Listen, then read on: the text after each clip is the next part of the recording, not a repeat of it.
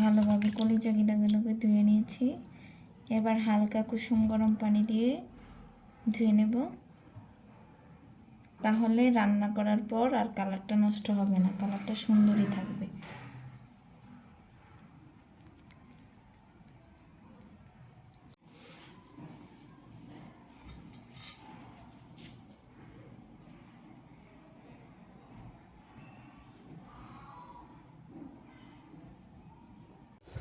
রান্নার জন্য প্রথমে কড়াইতে তেল দিয়ে দিলাম, তারপরে পেঁয়াজটা দিয়ে দিব। দুটো বড় সাইজের পেঁয়াজ কুচি করে নিলাম।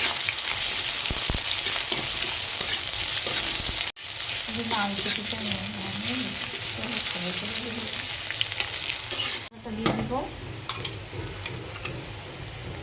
আদা বাটা দিয়ে দিব।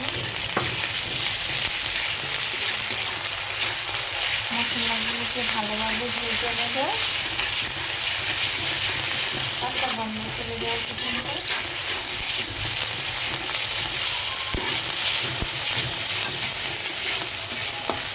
এবার হলুদ গুঁড়ো, মরিচ গুঁড়ো, ধনিয়ার গুঁড়ো, রাঁধুনি মশলার গুঁড়ো, লবণ দিয়ে দিব, তেজপাতা, দারচিনি, এলাচ দিয়ে দিব। সব মশলাগুলো এবার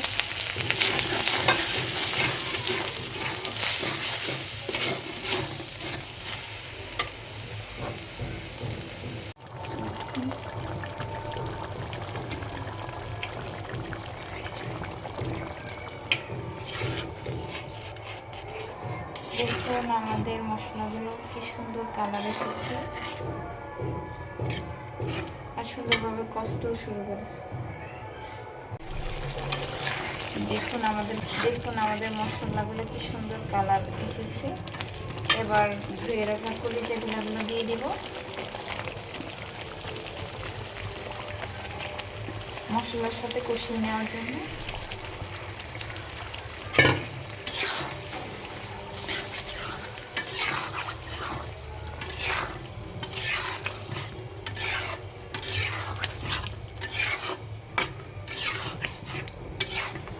ভালোভাবে নেড়ে ছেড়ে দেব।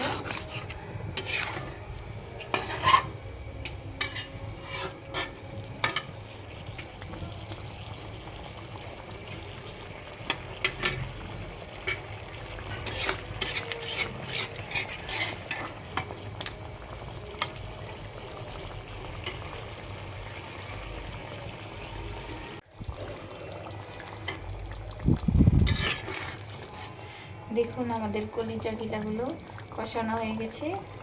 এবার সিদ্ধ করে রাখা মোটা ডালগুলো দিয়ে দিব। দুটো ডাল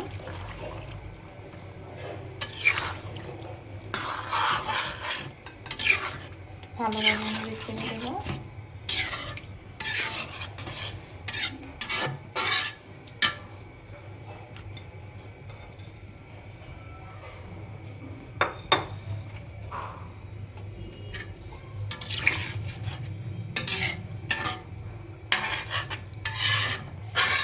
এরপর আবার আমরা ঢাকা দিয়ে ঢেকে দেব। এবার ডাল আর কলিজা গিলাগুলো ভালোভাবে মশলার ভিতরে কষে যাবে। আমাদের এই পর্যায়ে রান্নাটা শেষ হয়ে গেছে। এই পর্যায়ে আমাদের কলিজা ঘিলার রেসিপিটা পারফেক্টভাবে রান্না হয়ে গেছে। এবার আমরা সার্ভের জন্য একটা পাত্রে তুলে নেব।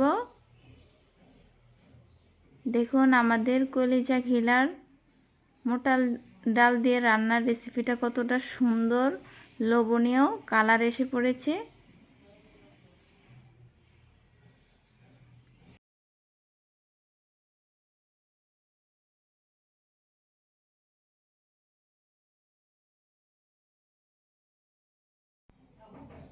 এবার আমরা গরম ভাতের সাথে খাবো।